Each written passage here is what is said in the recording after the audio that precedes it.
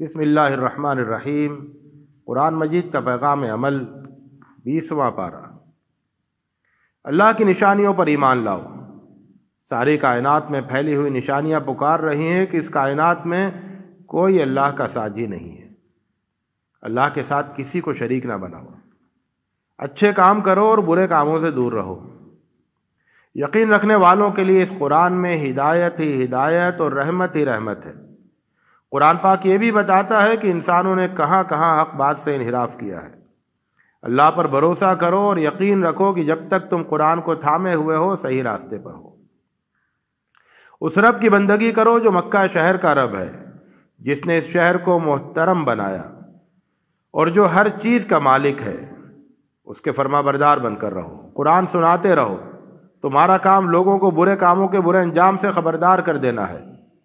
اللہ کی حمد بیان کرتے رہو اور اس کی نشانیوں سے آنے والی صدائیں غور سے سنو۔ اللہ تمہارے کاموں سے غافل نہیں ہے، تم بھی اس سے غافل نہ رہو۔ اللہ کی زمین میں رہتے ہوئے سرکشی نہ کرو، فساد نہ پھیلاؤ، انسانوں کو غلام نہ بناؤ اور انسانوں پر ظلم و ستم نہ ڈھاؤ۔ اللہ کی نظر میں یہ سب بہت سنگین جرائم ہیں۔ اس غلط فہمی میں نہ رہو کہ ظلم کی چکی سدا چلتی رہے گی۔ فرعون اور حامان اور ان کے لشکر کے انجام سے عبرت حاصل کرو اور ظلم سے باز آ جاؤ، ورنہ اللہ کی مار اس طرح پڑے گی کہ تم سوچ بھی نہیں سکتے۔ جن لوگوں کو کمزور اور بے بس کر کے غلامی اور محکومی کی زندگی پر مجبور کیا جا رہا ہے، وہ اللہ کی مدد سے مایوس نہ ہو۔ وہ محکومی کو اپنی قسمت سمجھ کر آزادی سے مایوس نہ ہو جائیں۔ اللہ سے تعلق مضبوط رکھیں۔ اللہ کو منظور ہوگا تو وہ ضرور محکومی کی ذلت سے باہر آئیں گے اور انہیں زمین میں اقتدار اور عزت کی زندگی حاصل ہوگی۔ زندگی کو اچھے کاموں سے مزین کرو۔ جو لوگ اپنی زندگی میں اچھے اچھے کام کرتے ہیں، اللہ انہیں حکمت اور علم سے نوازتا ہے۔ جب کبھی تم سے کوئی غلطی ہو جائے تو سمجھ جاؤ کہ اس کے پیچھے شیطان کا ہاتھ ہے۔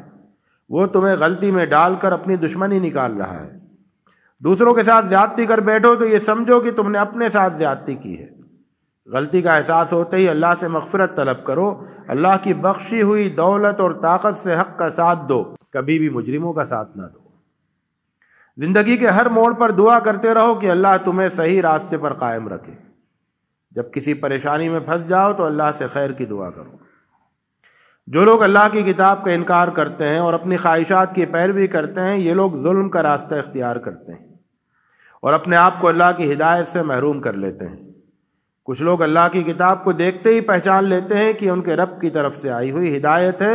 ان کے دل میں اللہ کی فرما برداری کا جذبہ پہلے سے ہوتا ہے۔ وہ ثابت قدمی اختیار کرتے ہیں، برائی کا علاج اچھائی سے کرتے ہیں اور اللہ کی دی ہوئی روزی اللہ کی راہ میں خرچ کرتے ہیں۔ بیہودہ باتوں سے پرہیز کرتے ہیں اور اپنے اچھے کاموں کو ضائع ہونے سے بچانے کی فکر کرتے ہیں۔ انسانوں کا ڈر تمہیں اللہ کی ہدایت قبول کرنے سے روک نہ دے۔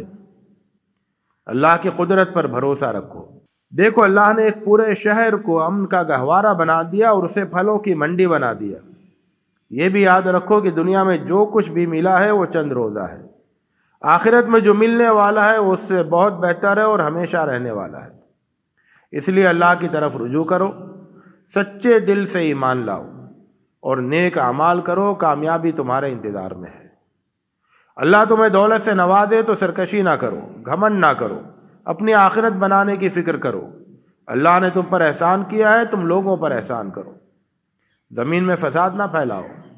یہ نہ سمجھو کہ تمہیں جو ملا ہے وہ تمہاری اپنی قابلیت سے ملا ہے، اور یہ بھی نہ سمجھو کہ تمہارے پاس دولت ہے تو تم اللہ کی پکڑ سے بچ سکتے ہو۔ قارون کے انجام سے عبرت حاصل کرو۔